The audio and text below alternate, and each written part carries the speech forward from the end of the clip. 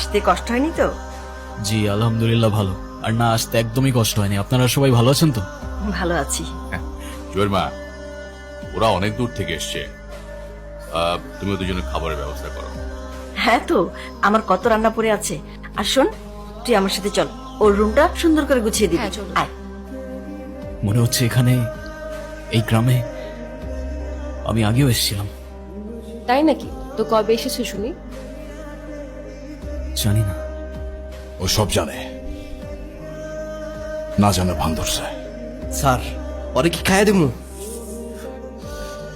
এখন কিচ্ছু করতে হবে না, সময় সুযোগ মতো সবকিছু আমি দেখবো। একজন অ্যাকাউন্টেন্ট, একজন পিএস, আপনাদের ছোট স্যারের তো বেশ বড় ব্যাপার স্যাপার মনে হচ্ছে। হ্যাঁ? জি স্যার, বলতে পারেন।